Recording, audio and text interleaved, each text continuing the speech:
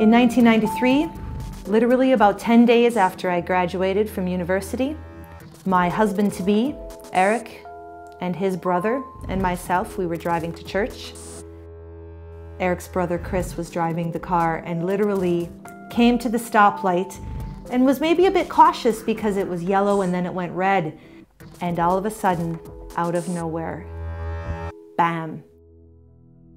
We were hit from behind. There was a car going 60 miles per hour, 100 kilometers per hour. It was a teenage boy with his mother, and they ran right into the back of us, pushed us through the intersection. The boot, the trunk of the car was completely gone, and at that moment I couldn't move.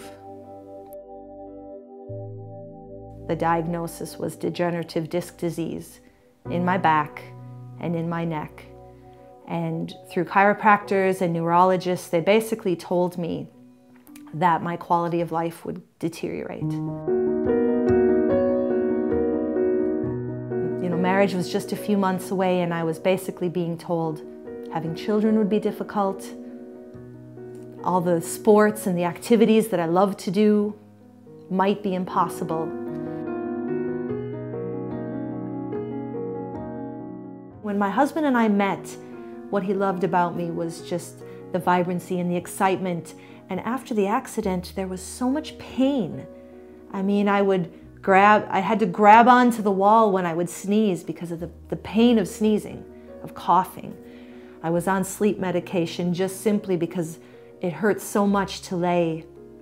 Simple activities, things we had done before the accident, just playing basketball or going for a walk or playing golf, that didn't happen.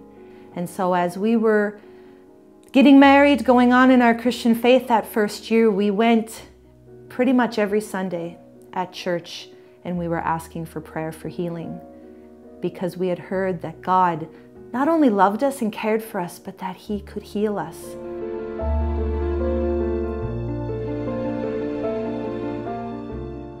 So about 18 months after the accident, August of 1995, we were at a Christian meeting, a revival meeting, and there was a man from Australia who was preaching, and he was asking people, come up if you need healing in your body.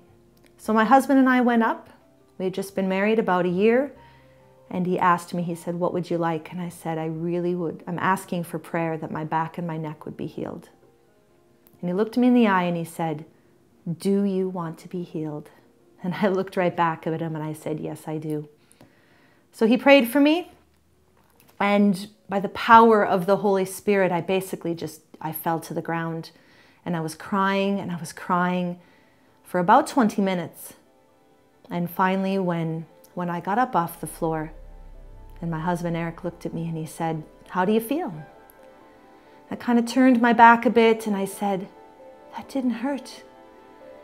And so he had me move around a bit more and said, did that hurt? I said, no, that didn't hurt. So he actually picked me up, kind of hugged me and, moved me up and down, and he said, does that hurt? And I said, no, it doesn't hurt.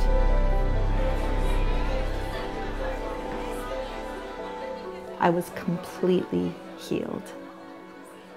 And it was overwhelming. But from that moment on, both my husband and I, we said, if God can do this, He can use us for anything.